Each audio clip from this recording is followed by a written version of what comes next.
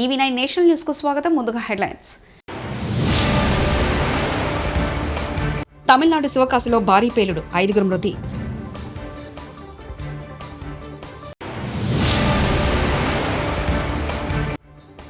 పాసమేలారం ప్రమాద మృతుల కుటుంబాలకు కోటి పరిహారం, సీఎం రేవంత్ రెడ్డి.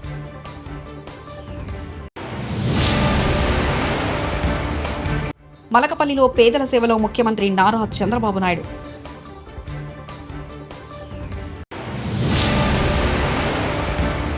రాజకీయంగా ఎన్ని ఇబ్బందులు వచ్చినా రాజీ పడలేదు వైఎస్ జగన్. తమిళనాడు రాష్ట్రం విరుద్నగర్ జిల్లాలోని శివకాశిలో బాణాసంచా తయారీ కర్మాగారంలో అకస్మాత్తుగా మంటలు చెలరేగాయి. ఫ్యాక్టరీ నుంచి పెద్ద శబ్దం, పొగలు రావడంతో వెంటనే అప్రమత్తమైన స్థానికులు అధికారులకు సమాచారం అందించారు. వెంటనే పోలీసులు, రెస్క్యూ సర్వీసెస్ సిబ్బంది సంఘటనా స్థలానికి చేరుకొని సహాయక చర్యలు చేపట్టారు. గాయపడిన వారిని హుటాహుటిన ఆసుపత్రికి తరలించారు. ఉమ్మడి రాష్ట్రంలో గానీ తెలంగాణ రాష్ట్రంలో గానీ ఇంత భారీ ప్రమాదం జరగలేదని ముఖ్యమంత్రి రేవంత్ రెడ్డి అన్నారు. ఈ రోజు మంగళవారం పాసమేలారం చేరుకున్న సీఎం ప్రమాద స్థలాన్ని పరిశీలించి ఈ ఘటనపై అధికారులతో సమీక్షా సమావేశం నిర్వహించారు. అనంతరం మీడియాతో మాట్లాడుతూ పాసమేలారం ఘటన అనంతరం మంత్రులు, జిల్లా అధికారులు, పోలీసు అధికారులు పరిస్థితులను పర్యవేక్షిస్తున్నారని తెలిపారు. మృతుల్ని తరలించడం, క్షతగాతుల్ని ఆసుపత్రికి తరలించడం వంటివి అధికారులు దగ్గర నుండి మరీ చూసుకుంటున్నారన్నారు. ఈ ప్రమాదం చాలా మంది ప్రాణాలు బలిగొందని, ప్రమాదం దురదృష్టకరమంటూ ఆవేదన వ్యక్తం చేశారు. వాళ్ళకి రావాల్సిన ₹1,00,00,000 శాతంతో నేను పని మిత్రమా. చనిపోయిన కుటుంబాలకు ₹1,00,00,000 వాళ్ళకి వస్తాయి. ధన్యవాదాలు. దీనికి సంబంధించి చనిపోయిన కుటుంబాలకు ₹1,00,00,000 నష్టపరిహారం ఇప్పించాలి. పరిశ్రమ వాళ్ళతో మాట్లాడి ప్రభుత్వం వైపు నుంచి, పరిశ్రమ వైపు నుంచి చనిపోయిన కుటుంబాలకు ₹1,00,00,000 నష్టపరిహారం ఇవ్వాలి అని చెప్పి నేను ఆదేశాలు ఇవ్వడం జరిగింది. ఆదేశాల ప్రకారం మా మంత్రులు పరిశ్రమ యజమానులతో మాట్లాడి ప్రభుత్వం వైపు నుంచి సహకారం తీసుకొని వాళ్ళకి నష్టపరిహారం అందించడం జరుగుతుంది. రామచంద్రరావు ఒక మిసైల్, కిషన్ రెడ్డి, నేను, లక్ష్మణ్ గారు అధ్యక్షుడిగా ఉన్నప్పుడు మమ్మల్ని ట్రోల్ చేశారు.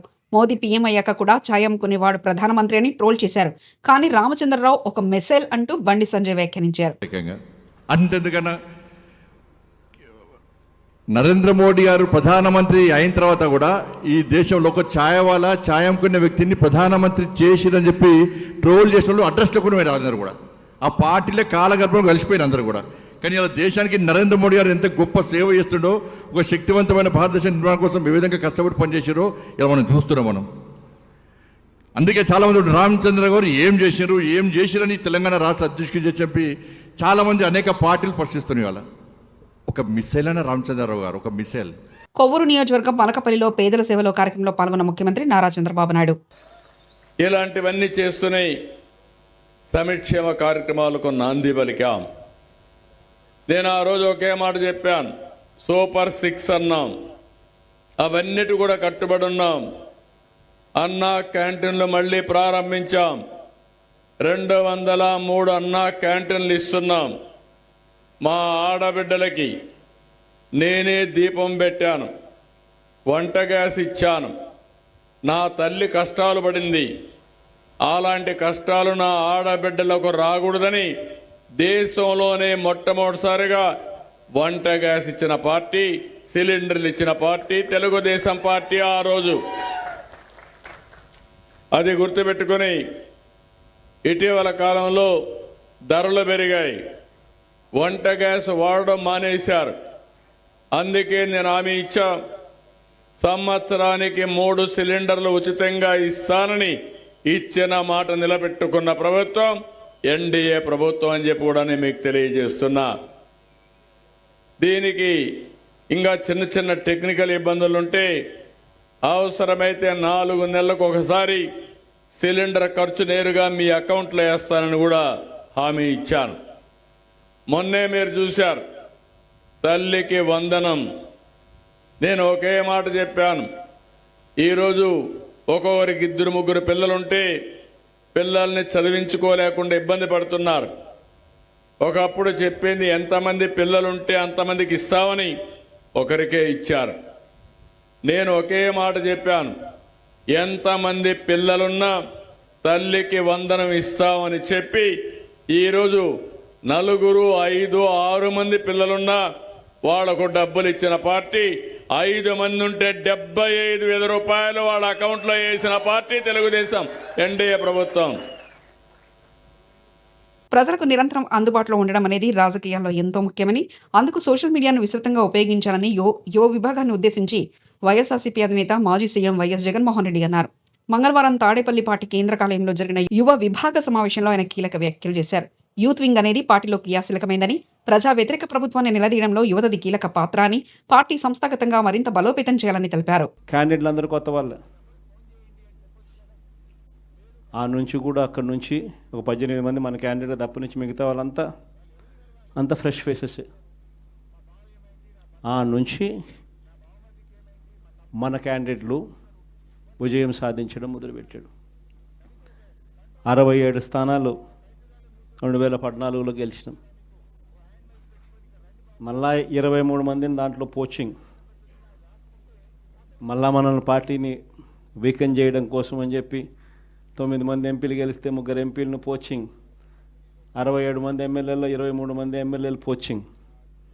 కానీ మళ్ళీ దేవుడు మళ్ళీ 2019 వచ్చేసరికి అదే మొట్టికాయలు వేసాడు. మన దగ్గర నుంచి ఎంతమంది పోచింగ్ చేశారో కరెక్ట్గా అంతే నెంబరే, వాళ్ళ నెంబర్స్ కూడా కరెక్ట్గా అంతే 23కే పడ్డాయి.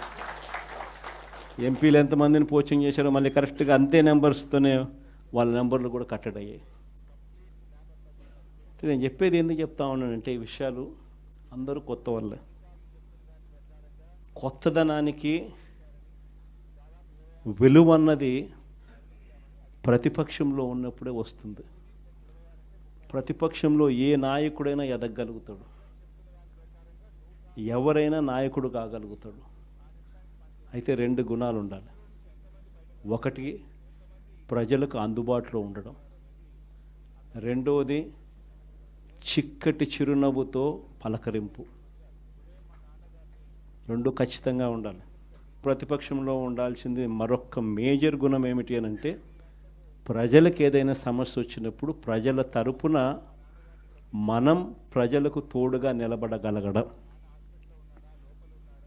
ఈ 3 చేయగలిగితే ఎవరైనా లీడర్ కాగలుగుతాడు. ఇక్కడి నుంచి స్టార్ట్ చేయండి. నియోజకవర్గం స్థాయిలో నియోజకవర్గ అధ్యక్షుడిగా ఉన్న ప్రతి ఒక్కరికి నేను చెప్తా ఉన్నా, ఈ రోజు నుంచి స్టార్ట్ చేయండి. మనం ఈరోజు చూసేది యూత్ అధ్యక్షుడిగా, నియోజకవర్గం ఇన్ఛార్జిగా, యూత్ అధ్యక్షుడిగా ఫస్ట్ అడుగే ఇది. మీ చివరి అడుగు ఎమ్మెల్యే కావడం, అది గుర్తుపెట్టుకోండి.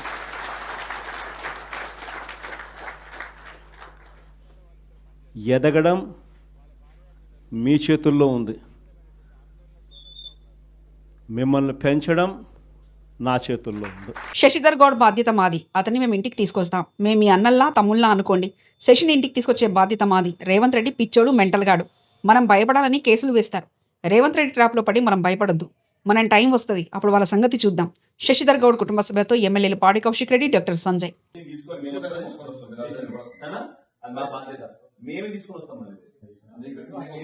నా మీద కూడా నేను ఎమ్మెల్యేగా ఉన్నా, నా మీద ఇప్పటికి 30-40 కేసులు పెట్టింది. సో వాడు రోజు అదొక ఆనందం, వాడు పిచ్చోడు, మెంటల్గాడు రేవంత్ రెడ్డి. వాళ్ళని అవమానించాలని అట్లా చేశారు. మనం దానికి అధైర్యపడకూడదు. ఒక్కటి మీకు చెప్తా, వాడు చేసిన ట్రాప్ లో మీకు పడదు. వాడు మీరు ఇట్లా బాధపడాలి, మీరు అవమానంగా ఫీల్ కావాలి, ఇట్లా వాడు చేస్తాడు. వాడు ఏం చేసినా చేసుకుని మనం ధైర్యంగా ఉండాలి. బాలను మన శశిని తీసుకొచ్చిన రోజు అద్భుతంగా తీసుకొని వద్దాం. శశిని మంచిగా కాలనీ అంతా కూడా శశికి మంచి పేరు ఉన్నట్టు చేసే బాధ్యత మాది. కేసీఆర్ గారి నాయకత్వంలో, కేటీఆర్ గారి నాయకత్వంలో, హరీష్ రావు నాయకత్వంలో చేసే బాధ్యత మాది. గ్యారెంటీ మీకు అండకుంటాం. మీరు అస్సలు అధైర్యపడకండి. అద్భుతంగా తీసుకొని వస్తాం. మీకు డోంట్ వరీ. మళ్ళీ మేము మీరు ఏడవద్దు, కంటిన్యూలు పెట్టవద్దు. మనం ధైర్యంగా ఉండాలి. వాడికి కావాల్సింది అదే. మనం ఎందుకు ఏడవాలి? ఏం కాదు. నీకేమంటా నేనేమంటా, ఏం వరి కాకూడదు, ఏం కాదు. మనకు ధైర్యం ఉండాలి. ఎందుకంటే మనం ధైర్యంగా ఉంటే పిల్లలు ధైర్యంగా ఉంటారు. కాబట్టి మనకు ధైర్యంగా ఉండాలి. Don't worry, we will take care. సంగతి ఏదో చూద్దాం. మన టైం కూడా వస్తుంది. మన టైం వచ్చినప్పుడు కూడా మళ్ళీ వాళ్ళకు కూడా ఇప్పుడు ఎట్లయితే చేస్తున్నా గట్లనే చేస్తాం. డబుల్ చేస్తాం కదా. ఏం వరి కాకూడదు, అదే పడకండి. చేద్దాం. మనకు టైం వస్తుంది. మన రాష్ట్రంలోని నాందేడ్ జిల్లా ధర్మాబాద్ సమీపంలో గోదావరి నదిపై నిర్మించిన బాబ్లీ ప్రాజెక్ట్ 14 గేట్లను మంగళవారం సిడబ్ల్యూసీ పర్యవేక్షణలో ఇరు రాష్ట్రాల అధికారులు తెరిచారు. ప్రస్తుతం 1064 అడుగుల వద్ద నీరు నిల్వ ఉందని అధికారులు తెలిపారు. సుప్రీంకోర్టు ఆదేశాల మేరకు మహారాష్ట్ర ప్రభుత్వం ఏటా జూలై 1న ప్రాజెక్టు 14 గేట్లు ఎత్తి అక్టోబర్ 28 వరకు నదీ ప్రవాహానికి ఆటంకం లేకుండా తెరిచి ఉంచుతుంటుందని తెలిపారు.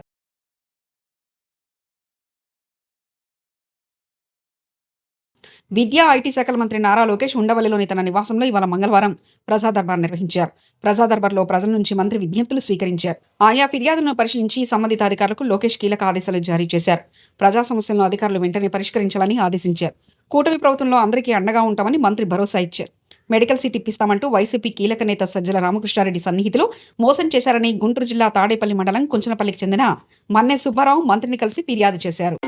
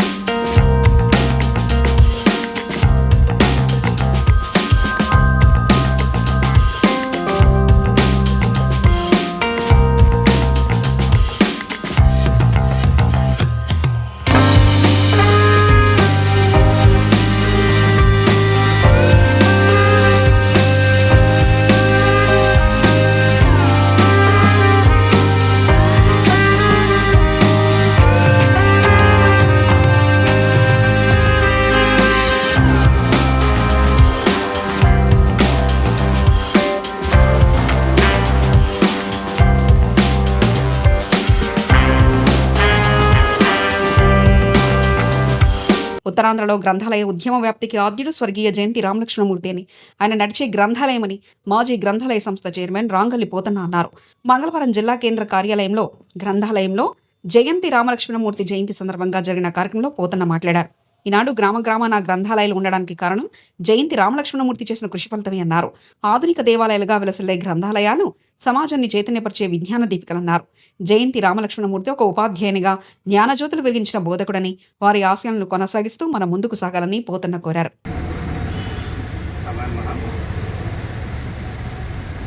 ఉత్తరాంధ్ర భాగాలుగా నడియాడే గ్రంథాలయంగా విశేష ఖ్యాతించి మన ముందు ఆయన భౌతికంగా లేనప్పటికీ ప్రతి గ్రంథాలయంలో కూడాను ఆయన మొబైల్ మనకు కనబడతారు. ఒక కార్యక్రమంలో చేపట్టేటప్పుడు ఏ విధంగా నిర్వహణ చేయాలి, ఎలా నిర్వహించాలి, ఒక నిర్మాణ సంఘ సంస్థ రూపొందించడంలో మన జయంతి గారు నడియాడే గ్రంథాలయంగా పేరు తెచ్చుకున్నారు. ఆయన ఎప్పుడు ఒక బ్యాగ్ ఇచ్చి ఎవరు కనిపించినా తన పుస్తకం ఇచ్చి ఇది చదివి దీని మీద ఏమన్నా మాట్లాడదామా అని ప్రతి స్నేహితుడికి కూడా దానికి పోయేవాళ్ళు కూడా ఆ పుస్తకం ఇచ్చి వాళ్ళు చదవమని ఒత్తిడి తెచ్చేవారు. ఒక వారం 10 రోజుల తర్వాత మళ్ళీ ఆయన అక్కడ కనిపిస్తే ఏం మాట్లాడతా ఈ పుస్తకంలో ఉన్న విషయం ఏంటి, మంచి చెడ్డ డిస్కస్ చేసేటువంటి మంచి మానవతావాది. చివరి వరకు కూడా గ్రంథాలయ ఉద్యమంలో ఉన్నారు. అంతేకాకుండా ఉపాధ్యాయ రంగంలో చాలా పేరు ప్రతిష్టలు తెచ్చుకున్నారు. ఒక ఉపాధ్యాయ రాష్ట్ర నాయకుడిగా కూడా అతను కీర్తించబడ్డామని మనందరికీ తెలిసిన విషయమే. నడయాడే గ్రంథాలయమే కాకుండా అన్ని సమస్యల మీద అతనికి ఒక అవగాహన ఉంది. ఎక్కడికి రమ్మంటే అక్కడికి వచ్చి వాళ్ళ తాలూకా స్వభావం, వాళ్ళ తాలూకా శక్తి కోసం ప్రజలకు చెప్పి వాళ్ళని మోటివేట్ చేసి వాళ్ళని చైతన్యపరిచేవారు. రానున్నటువంటి సమాజానికి ముందు చూపు మన జయంతి రామలక్ష్మణమూర్తి గారు ఆయన కోసం రోజంతా మాట్లాడిన తనని సంపద ఉంటుంది.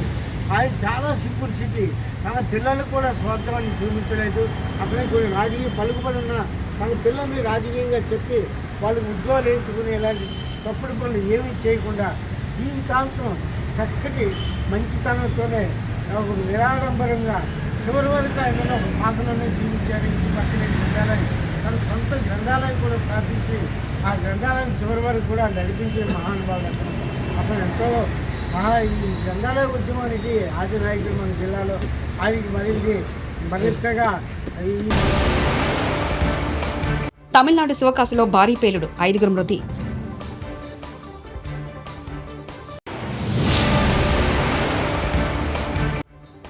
పాసమేలారం ప్రమాద మృతుల కుటుంబాలకు 1 కోటి పరిహారం, సీఎం రేవంత్ రెడ్డి.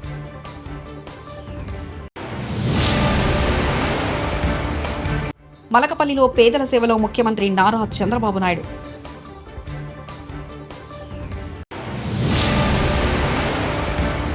రాజకీయంగా ఎన్ని ఇబ్బందులు వచ్చినా రాజీ పడలేదు వైఎస్ జగన్. ఇవి బులెటిన్ విశేషాలు. చూస్తూనే ఉండండి EV9 నేషనల్ న్యూస్.